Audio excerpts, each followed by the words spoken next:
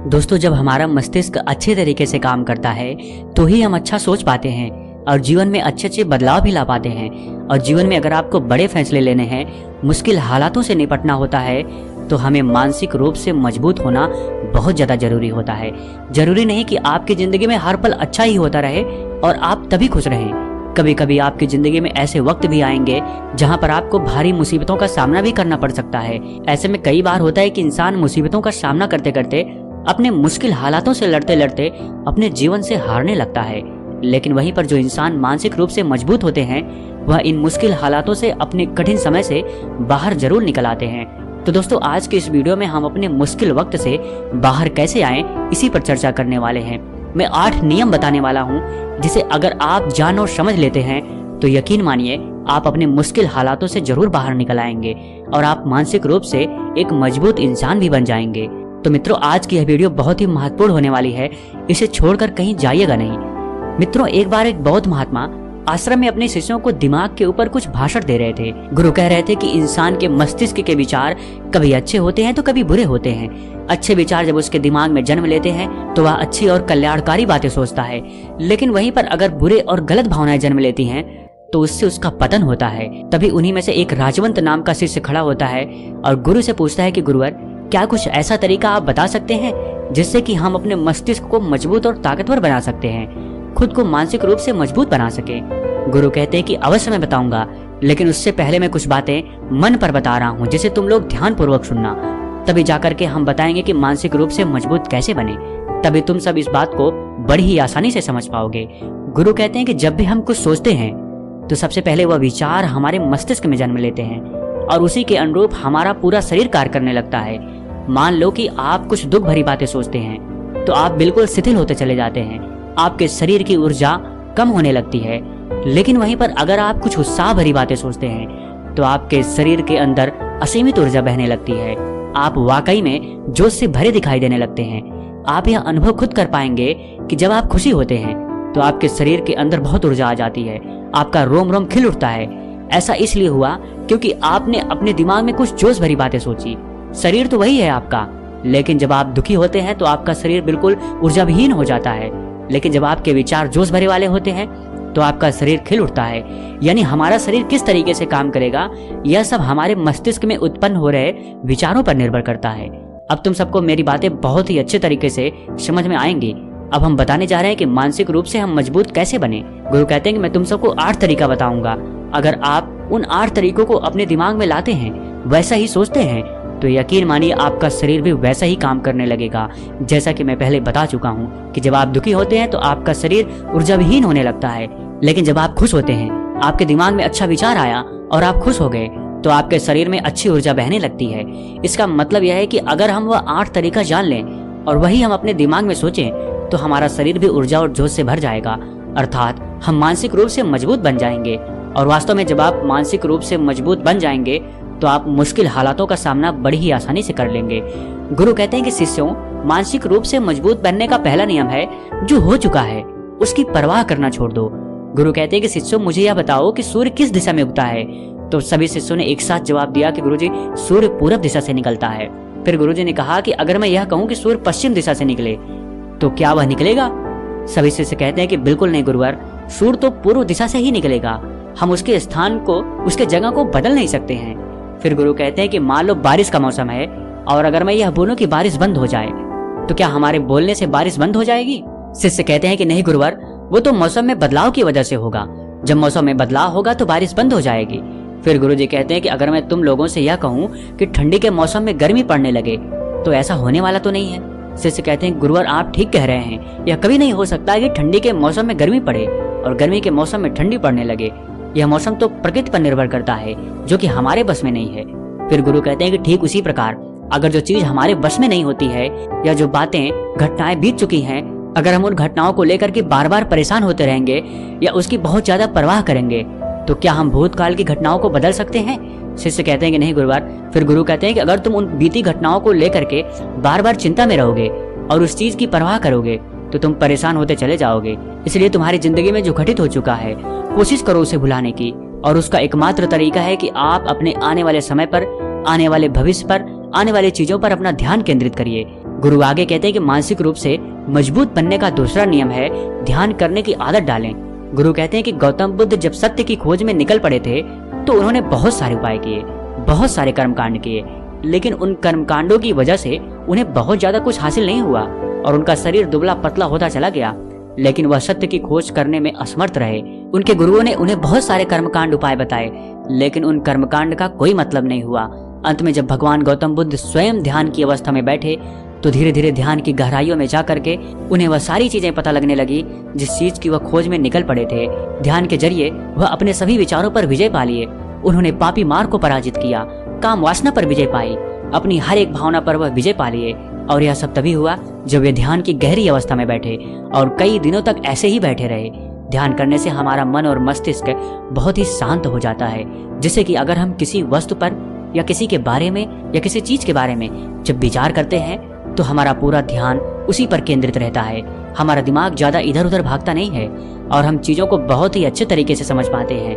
ध्यान ही एक ऐसा तरीका है जो आपको हर तरीके से आपके दिमाग को मजबूत बनाता है। बौद्ध भिक्षु अगर किसी बात पर ज्यादा जोर देते हैं तो वह ध्यान की प्रक्रिया पर ध्यान में कई घंटे तक बैठे रहते हैं, जिससे उनका दिमाग बहुत ही शांत रहता है, उनका मन बहुत ही शांत रहता है। और जिसका मन शांत रहता है वही किसी भी चीज पर अच्छे तरीके से विचार कर सकता है, अर्थात वह मन और मस्तिष्क दोनों से मजबूत होता चला जाता है। ध्यान करने से आपकी सारी वासनाएं आपके नियंत्रण में रहेंगी। आप अपनी इच्छा अनुसार अपनी वासना को अपने वश में किए रहेंगे। गुरु आगे कहते हैं कि मानसिक रूप से मजबूत बनने का तीसरा नियम है बहुत ज्यादा किसी से उम्मीद मत रखना। गुरु ने कहा कि तुम सब अपनी मर्जी से जन्म लिए हो, अपनी मर्जी से ही गर्भ का चुनाव किए हो, लेकिन इंसान जन्म लेने के बाद वह यह सब भूल जाता है कि उसे क्या करना था, वह किस लिए जन्म लिया था।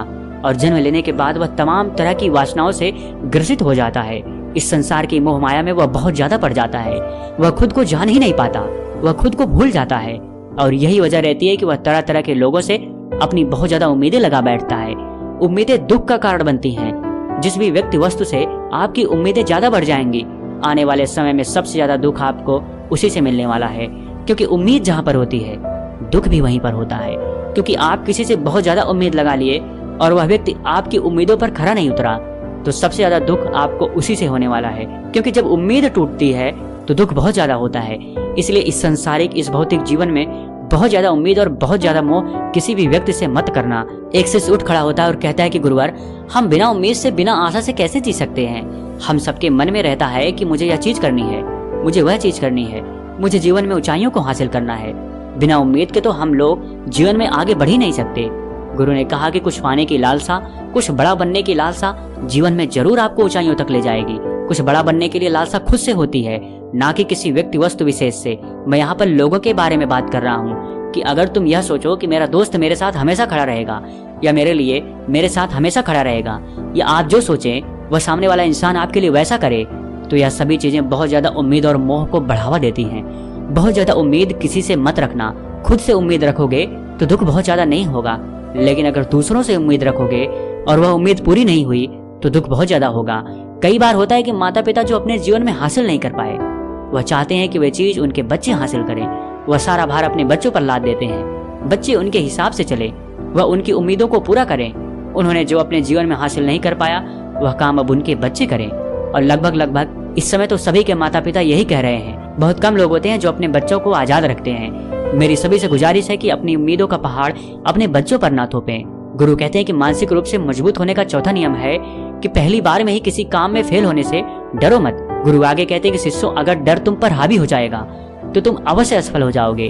अपनी जिंदगी में वह इंसान सबसे ज्यादा असफल होता है जिसे अपने लक्ष्य को पाने का डर रहता है।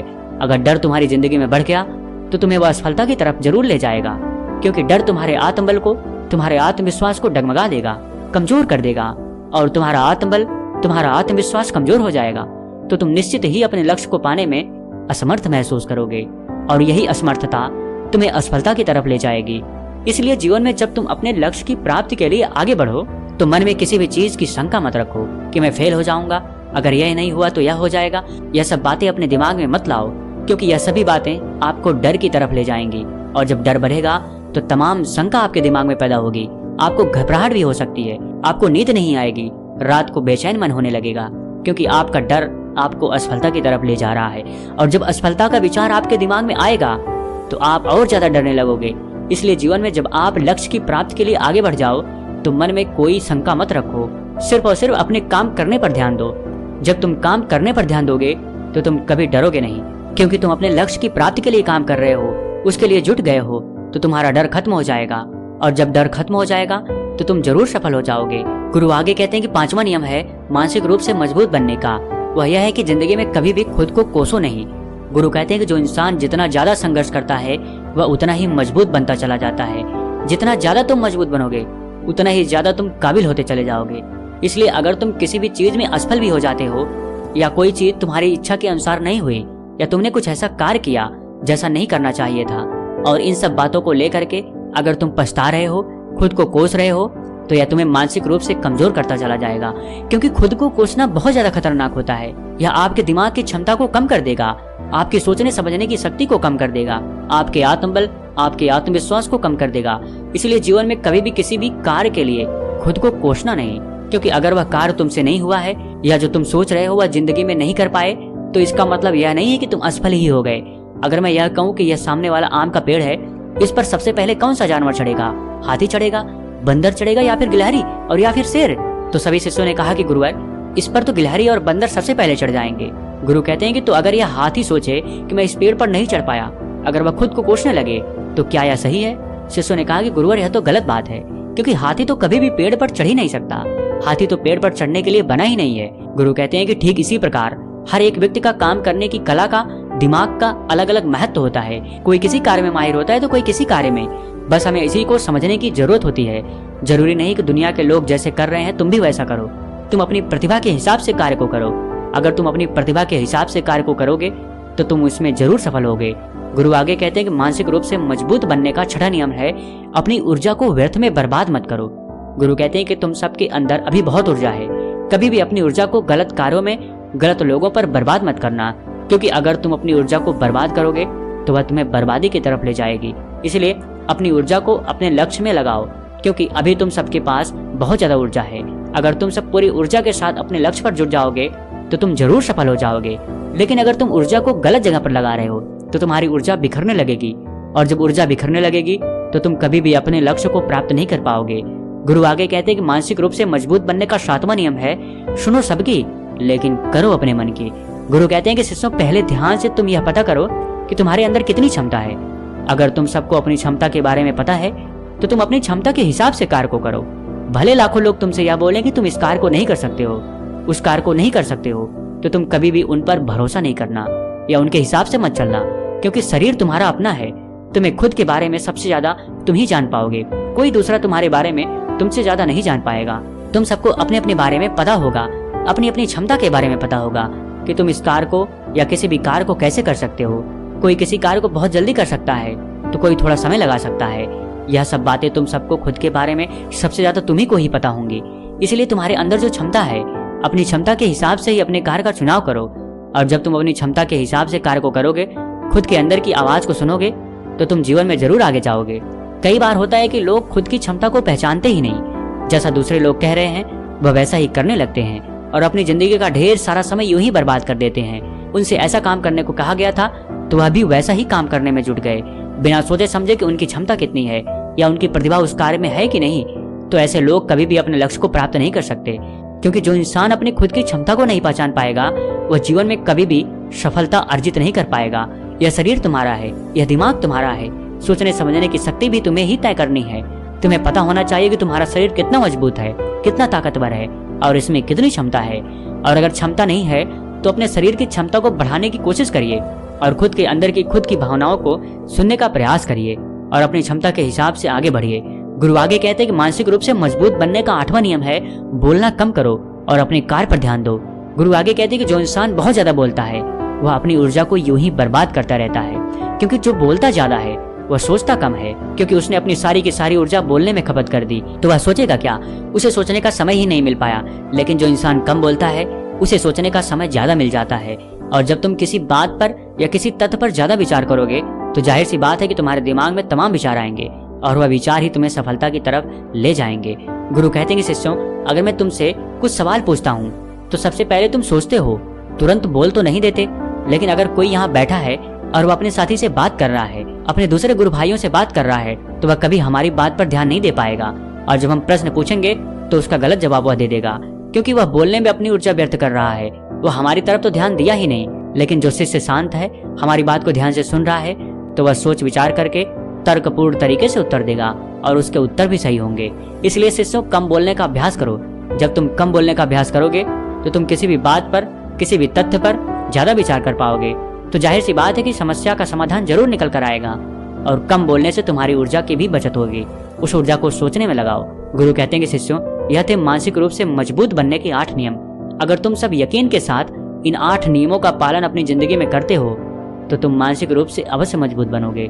फिर कोई परेशानी, कोई भी रुकावट तुम्हारी जिंदगी में नहीं आने वाली है। कोई समस्या भी आएगी तो तुम उसका डटकर सामना भी कर पाओगे। सभी शिष्य गुरु की बात को सुन करके उनका कोट कोट नमन करते हैं और वे लोग समझ जाते हैं कि मानसिक रूप से मजबूत बनने के ये 8 नियम उनकी जिंदगी में कितने हितकारी साबित होने वाले हैं। वह सभी गुरु को प्रणाम करते हैं और उस दिन की शिक्षा भी पूरी हो जाती है। सभी लोग अपने अपने आश्रम में चले जाते हैं।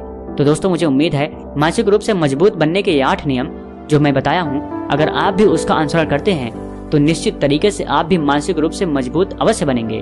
दोस्तों, आज के लिए बस इतना ही। अगर वीडियो अच्छी लगे तो इसे अपने दोस्तों को जरूर शेयर करिएगा और हमसे जुड़ने के लिए इस चैनल को सब्सक्राइब करना मत भूलिएगा। मिलते हैं अगली वीडियो में कुछ नए विचारों के साथ। तब तक के लिए आपका बहुत बहुत धन्यवाद। आप और आपका परिवार हमेशा खुशी और प्रसन्न रहे।